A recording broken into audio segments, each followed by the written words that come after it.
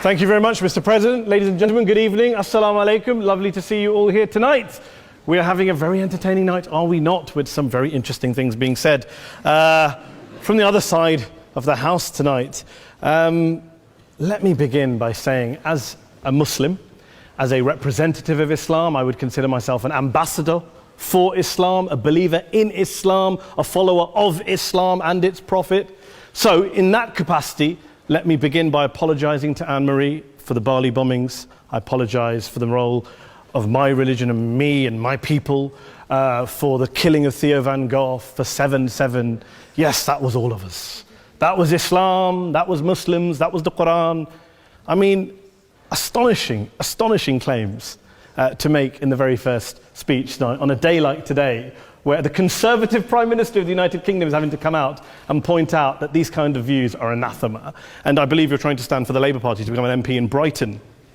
If you do, and you make these comments, I'm guessing you'll have the whip withdrawn from you, but then again, UKIP's on the rise, they'll take you, the BNP, they might have something to say about your views. This is what Mehdi Hasan always does. By the way, just on a factual point, since we heard a lot about the second speaker, about how backward we Muslims all are, on a factual point, you said that Islam was born in Saudi Arabia. Islam was born in 610 AD. Saudi Arabia was born in 1932 AD. So you were only 1,322 years off. Not bad? It's true, Saudi Arabia wasn't even a country back then. Talking of maths, by the way, a man named Al-Khawarizmi was one of the greatest mathematicians of all time, a Muslim, worked in the golden age of Islam.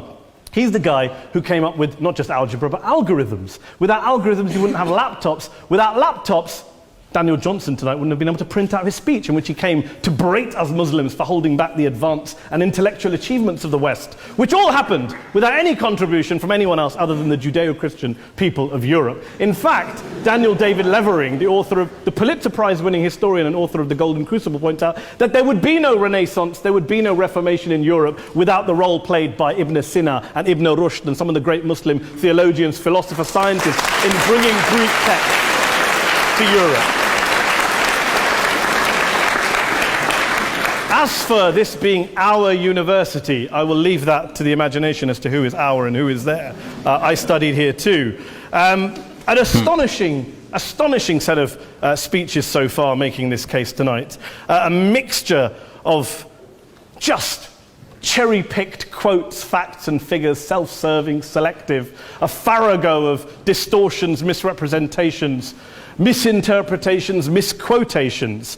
Daniel talked about my article in the New Statesman, which got me a lot of flack, where I talked about the anti-Semitism that is prevalent in some parts of the Muslim community, which indeed it is. Of course, I didn't say in that piece that it was caused by the religion of Islam. In fact, modern anti-Semitism in the Middle East was imported from, finish the sentence, Christian, Judeo-Christian Europe, where I believe some certainly bad things happened to the Jewish people. In fact, Tom Friedman, Jewish-American columnist in the New York Times, told me in this very chamber last week that he believed, had Muslims been running Europe in the 1940s, 6 million extra Jews would still be alive today. So I'm not going to take lessons in anti-Semitism from someone who's here to defend the Judeo-Christian values of a continent that murdered 6 million Jews. Moving swiftly on. Yes. Absolutely. Well, I'm about to make that point. No, I'm about to make that point. You're right. I agree with you 110%. That is my point. I don't think Europe is evil or bad. I'm a very proud European. I don't want to judge Europe on that basis, but if we're going to play this gutter game where we pull out the Bali bombing and we pull out examples of anti-Semitism in the Islamic community, then of course I'm going to come back and say, well, hold on. I mean, look, let's be very clear. Daniel here was a last-minute replacement for Douglas Murray, who had to pull out. And Douglas and I have a well-documented differences, but to be fair to Douglas, as to be fair to Anne-Marie and to Peter, atheists.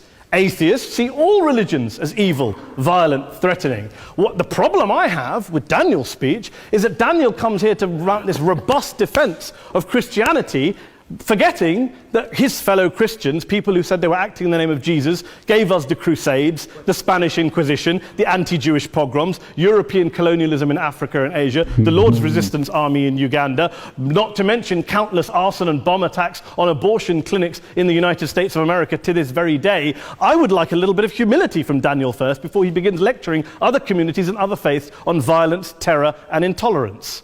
It's true. But- We find that in No, thank you. different religions that people do bad things regardless. You can't pick and choose. But I would say this, to address the gentleman's very valid point here, I'm not going to play that game. I don't actually believe that Christianity is a religion of violence and hate because of what the LRA does in Uganda or what Crusaders did to Jews and Muslims in Very Jerusalem when they took good back the city in the 12th or 13th there. or whatever century it was. I believe that Christianity, like Islam, like pretty much every mainstream religion, is based on love and compassion and faith. I do follow a religion in which 113 out of the 114 chapters of the Quran begins by introducing the God of Islam as a God of mercy and compassion. I would not have it any other way. I don't follow a religion which introduces my God to me as a God of war, as some kind of Greek God of wrath, as a God of hate and injustice. Not at all. As Adam pointed out, you go through the Quran and you see the mercy and the love and the justice. And yes, you have verses that refer to warfare and violence. Of course it does. This is not a motion about pacifism. I'm not here to argue that Islam is a pacifistic faith. It is not. Islam allows military action, violence in certain limited contexts. And yes, a minority of Muslims do take it out of that context. But is it religious?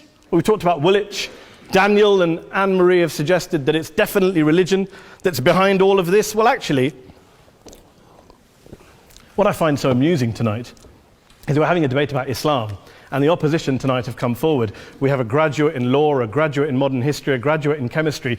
And, you know, I admire all of their intellects and their abilities, but we don't have anyone who's actually an expert on Islam, a scholar of Islam, a historian of Islam, a speaker of Arabic, even a terrorism expert or a security expert or a pollster, let alone to talk about what Muslims believe or think. Instead, we have people coming here, putting forward these views, putting forward these sweeping opinions. Listen to Professor Robert Pape of the University of Chicago, one of America's leading terrorism experts, who, unlike our esteemed opposition tonight, studied every single case of suicide terrorism between 1980 and 2005, 315 cases in total. And he concluded, and I quote, "There is little connection between suicide terrorism and Islamic fundamentalism or any of the world's religions. Rather, what nearly all suicide terrorist attacks have in common is a specific secular and strategic goal to compel modern democracies to withdraw military forces from territory that the terrorists consider to be their homeland." And the irony is, when we talk about terrorism, the irony is that the opposition and the Muslim terrorists, the Al-Qaeda types, actually have one thing in common. Because they both believe that Islam is a warlike, violent religion. They both agree on that. They have everything in common. Osama bin Laden would be nodding along to everything he's heard tonight from the opposition side. He agrees with them. The problem is that mainstream Muslims don't. The majority of Muslims around the world don't. In fact, the gentleman here started quoting all sorts of polls. Gallup carried out the biggest poll of Muslims around the world, of 50,000 Muslims in 35 countries. 93% of Muslims rejected 9/11 and suicide attacks. And of the 7% who didn't, they all, when polled and focus grouped, cited political reasons for their support for violence, not religious reasons. And as for Islamic scholars and what they say, well, Daniel talks about our University of Oxford. We'll go down to Oxford Centre for Islamic Studies, get hold of a man named Sheikh Afifi Al-Akiti, who is a massively well-credentialed and well-respected Islamic scholar, who has studied across the world, who in the days after 7/7 published a fatwa denouncing terrorism in the name of Islam, calling for the protection of all non-combatants at all times, and describing suicide bombings as an innovation with no basis in Islamic law. Go and listen to Sheikh Tahir al-Qadri, one of Pakistan's most famous Islamic scholars, who published a 600-page fatwa condemning the killing of all innocents and all suicide bombings unconditionally without any ifs or buts. There's nothing new here. This is mainstream Islam, mainstream scholarship, which has said this for years. You don't go out and kill people willy-nilly in the high street or anywhere else on a bus or a mall based on verses of the Quran that you cherry-pick without any context, any understanding, any interpretation, or any commentary. Point of information. Please. What about stoning of women, for example, in such life? Well, it's It doesn't happen apparently. I didn't say it doesn't happen at all. I never said it didn't happen. I don't blame Islam. Yes, it's a very good point. And a lot of us are campaigning against that. And we're campaigning against it in the name of Islam. We're campaigning against it in the name of various interpretations of Islam. Anne-Marie comes and scares us with her talk of Sharia law. I would like to see the book of Sharia law. It doesn't exist. People argue over what Sharia law is. And you empower the extremists by saying there is only one version. You empower them all. I don't believe you took any interruptions, Anne-Marie, so I think you should stay there for a moment. Several countries. Here's what we're dealing with. Here's what we're dealing with. We are dealing, I took your point. Here we are dealing with a 1400-year-old global religion followed by 1.6 billion people in every corner of the world, a quarter of humanity, of all backgrounds, cultures, ethnicities. And yet the opposition tonight wants to generalize, stereotype, smear in order to desperately win this debate. And here's my question, if we're going to generalize and smear. If, okay, people say yesterday's bombers, and we've got to be careful, there's a trial going on, were yesterday's attackers, motivated by Islam? Big debate. I don't believe they were. Let's say they were. Let's say Faisal Shahzad, the Times Square bomber, was motivated by Islam. Let's assume, for sake of argument, that Richard Reeves, the shoe bomber, was motivated by Islam. If Islam is responsible for these killings, if Islam is what is motivating these people, and Islam is therefore not a religion of peace, a religion of war, then ask yourself this question: why aren't the rest of us doing it? Why is it such a tiny minority of Muslims are interpreting their religion in the way that the opposition claim they are? Let's assume there are 16,000 suicide bombers in the world. There aren't. Let's assume there are for the sake of argument. That's 0.001% of the Muslim population globally. What about the other 99.99% of Muslims who the opposition tonight either ignore or smear? The reality is that the rest of us aren't blowing ourselves up tonight. The reality is that the opposition came here tonight not worried about the fact that me and Adam might pull open our jackets and blow ourselves up tonight because we're followers of a warlike warrior religion which wants to take over Europe and Daniel's university. The issue is this. Daniel's university. Nice jab there back at him. Opposition can tell us tonight, and Peter Atkins is here, one of our great atheist intellectuals, can tell us tonight, can answer this question tonight: why don't the vast majority of Muslims around the world behave as violently and aggressively as a tiny minority of politically motivated extremists? Then they might as well give up and stop pretending they have anything relevant to say about Islam or Muslims as a whole. Ladies and gentlemen, let me just say this to you. Think about what the opposite of this motion is. If you vote no tonight, think about what you're saying the opposite of this motion is. That Islam isn't a religion of peace, it's a religion of war, of violence, of terror, of aggression. That the people who follow Islam, me, my wife, my retired parents, my 6-year-old child, that 1.8 million of your fellow British residents and citizens, that 1.6 billion people across the world, your fellow human beings, are all followers, promoters, believers in a religion of violence. Do you really think that? Do you really believe that to be the case? They say that in the Oxford Union, the most famous debate was in 1933 when Adolf Hitler looked out for the result of the King and Country motion, where they voted against fighting for king and country, and Hitler was listening out for the result. Well, tonight, 80 years on, there are two groups of people around the world who I would argue are waiting for the result of tonight's vote. There are the millions of peaceful, non-violent, law-abiding Muslims both in the UK, Europe, Asia, Africa and beyond, who see Islam as the source of their identity, as a source of spiritual fulfillment, of hope, of solace. And there are the phobes, the haters, the bigots out there who want to push the clash of civilizations, who want to divide all of us into them and us and ours and their. Ladies and gentlemen, I urge you all not to fuel the arguments of the phobes and bigots. Don't legitimize their divisions. Don't legitimize their hate. Trust those Muslims who you know, who you've met, who you hear, who don't believe in violence, who do want you to hear the peaceful message of the Quran as they believe it to be taught to the majority of Muslims, the Islam of peace and compassion and mercy, the Islam of the Quran, not of Al-Qaeda. Ladies and gentlemen, I beg to propose this motion to the House. I urge you to vote yes tonight. Thank you very much for your time. Very good response, this guy, Mehdi Hasan. Well done, well said. So Mehdi Hasan, clearly he spoke to this whole false notion that, oh, all Muslims are bad. Islam is this religion that's promoting violence, hatred, and everything. Oh, just look at the Al-Qaeda, look at those bombings and everything. Look. Oh, look, the Muslims. That's those people, like, they're not even supported by the Muslim community, and it's not even supported by Islam. There's a small minority, very small minority that do that believe Islam is to be carried out that way.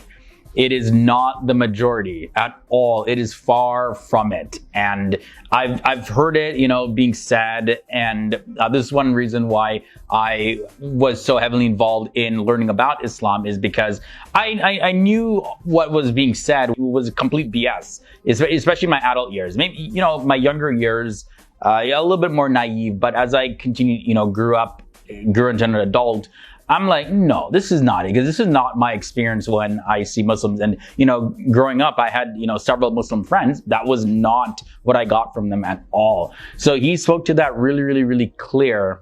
And he said something that's really interesting that I think a lot of people don't see too, is that he says that he doesn't believe that religions like Christianity Judaism are violent religions that promote hate and war and all of that. He doesn't believe that they do that. He may believe that Islam is a true religion, but doesn't believe that any of the mainstream religions anyways promote any violence and hatred towards people. And for me, that was kind of eye-opening to hear that he's saying this in the debate, because that's a big misconception that, oh, just because Muslims disagree with certain religions, that they hate it and they think that the religion is bad and it's violent. No, it's not there at all. And it is honestly unfortunate that people from various different religions, they do bad things, and sometimes it does spoil the religion for other people. It's like, you know, same with Christians, they deal with the same thing. It's like there's a lot of Christians that do bad things. Christians have, you know, gone to war, senseless wars in the past, killed people, tortured people, all under the name of the religion. But the vast majority of Christians, they're not like that. They don't even believe that. So you can pick and choose different things when it comes to religions, label it as something. You can do that with any religion here, you know? But at the same time, if you want to get to know a particular religion, you got to take the time to actually find out what it really is about. And like I said, it's unfortunate that there are people out there that spoil it for religions, because, you know, people of different religions and different faiths, they want to share their religion with the world as a benefit for the world. And they should have the right to do that. And having debates, of course, it's part of the human discourse, having open discussions, making videos, various different ways to communicate a message that you're trying to convey. And, you know, hopefully leads to something productive, not just people that are, you know, filled with ego and pride, kind of just trying to make a point or smear a particular group of people. Like it's something that I'm not used to, you know. Just take it out of the world of religion, for instance. You know, it's done to race, you know, it's done to people of darker skin. I've heard it, I've experienced it, like I've seen it being done to people. It's just a lot of generalizations, you know, that are made for whatever reason, religious beliefs, the type of clothing, skin color, political affiliation. I don't think I have anything more to say than just take time to learn about a group of people, learn what they're really about, and just educate yourself. Continue to educate yourself about people. Mehdi Hasan, I definitely got his passion, and it was pretty true that, you know, the people who have that vision of Islam, that's only a small minority of what Islam, or the people that choose to interpret Islam in that way, in that violent way. It is not the vast majority.